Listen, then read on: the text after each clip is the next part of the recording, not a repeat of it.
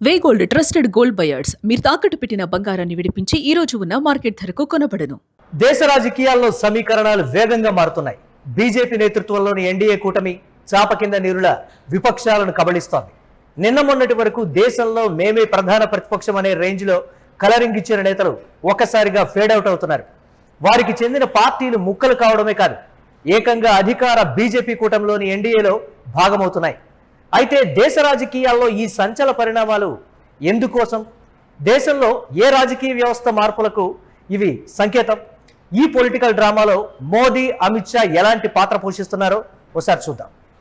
గత నెలలో జరిగిన 5 రాష్ట్రాల ఎన్నికలు దేశ రాజకీయాల్లో పెను మార్పులకు కారణమయ్యాయి. అప్పటి వరకు సైలెంట్గా వ్యవహారాలు చక్కబెట్టిన భారతీయ జనతా పార్టీ ఒక్కసారిగా తన గేమ్ ప్లాన్ను టాప్ గేర్లోకి తీసుకొచ్చింది.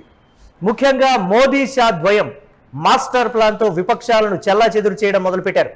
విపక్షాల్లో కీలకంగా మారిన మమతా, కేజ్రీవాల్, అఖిలేష్ యాదవ్ను ఒక పద్ధతి ప్రకారం వీక్ చేయడం మొదలుపెట్టారు. ఇక మరో నేత స్టాలిన్ కోసం ప్రస్తుతానికి బుజ్జగింపులు, సంప్రదింపులతో సరిపెడుతున్నప్పటికీ ఫ్యూచర్ మాత్రం మరో విధంగా ఉన్న ఆశ్చర్యపోనవసరం లేదనిపిస్తోంది. అయితే ప్రధాన ప్రత్యర్థులను వీక్ చేయడం వెనుక మోదీ, షా ఓ రేంజ్ ఎత్తుగడ ఉందన్న వాదన పొలిటికల్ సర్కిల్స్లో వినిపిస్తోంది. పార్లమెంటులోని ఇరు సభల్లో 2/3 వంతు మెజారిటీ కోసం బీజేపీ ప్లానింగ్ చేస్తోంది. తద్వారా నియోజకవర్గాల డీలిమిటేషన్, మహిళా రిజర్వేషన్ బిల్లులను మరోసారి తెరపైకి తెచ్చే ప్రయత్నం అధికార పక్షం చేస్తోంది. ఏప్రిల్లో ప్రతిష్టాత్మకంగా తీసుకొచ్చిన 131వ రాజ్యాంగ సవరణ బిల్లు పార్లమెంట్లో అవసరమైన 3/2 ప్రత్యేక మెజారిటీ సాధించలేక వీగిపోయింది. అయితే ఎలాగైనా సరే 2029 సార్వత్రిక ఎన్నికల నాటికే మహిళా రిజర్వేషన్లు అమలు చేయడంతో పాటు లోక్సభ స్థానాలను ప్రస్తుతం ఉన్న 543 నుండి గరిష్టంగా 850 స్థానాలకు పెంచాలని కేంద్రంలోని బీజేపీ గట్టి పట్టుదలతో ఉంది. ఈ నేపథ్యంలో రాబోయే ప్రత్యేక పార్లమెంటు సమావేశాల్లో బిల్లులకు చట్టరూపం ఇచ్చేందుకు బీజేపీ తెర వెనుక పక్కా వ్యూహాలు రచిస్తోంది. పార్లమెంట్లో 2/3 మ్యాజిక్ ఫిగర్ సాధించడానికి కేంద్రం అనుసరిస్తున్న ఎత్తుగడలకు విపక్షాల్లో చీలికలు వస్తున్నాయి. ముందుగా ఆప్ అధినేత కేజ్రీవాల్ పై ఫోకస్ చేసిన బీజేపీ రాఘవ్ చద్దా నేతృత్వంలోని ఆపరేషన్ నడిపింది. దీంతో 7 రాజ్యసభ ఎంపీలు బీజేపీలో విలీనమయ్యాయి.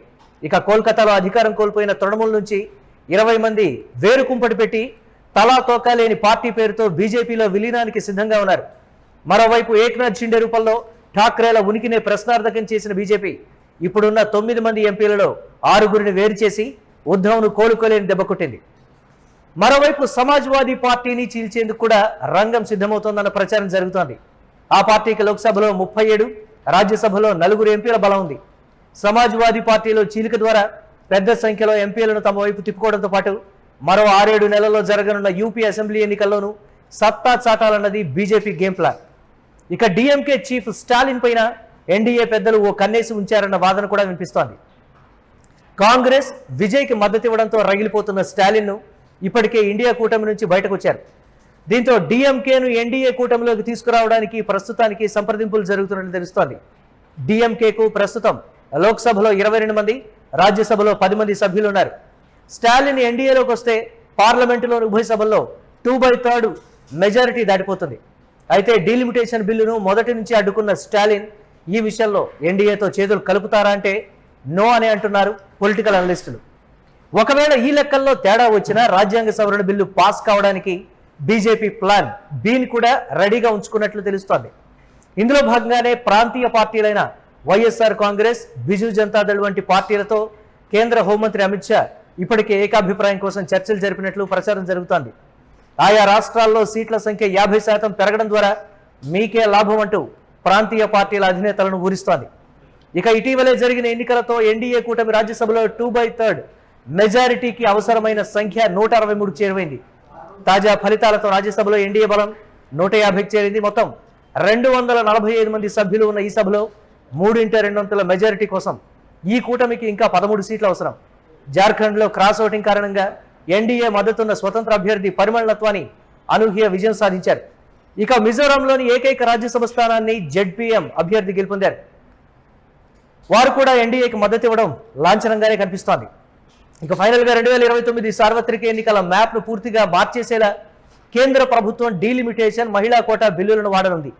రాబోయే ప్రత్యేక పార్లమెంట్ సమావేశాల్లో ఒకవేళ కేంద్రం ఈ బిల్లును పాస్ చేయగలిగితే అది భారత రాజకీయ ముఖ చిత్రాన్ని, ముఖ్యంగా దక్షిణాది రాష్ట్రాల భవిష్యత్తును శాశ్వతంగా మార్చేయడం ఖాయమంటున్నారు అనలిస్టులు.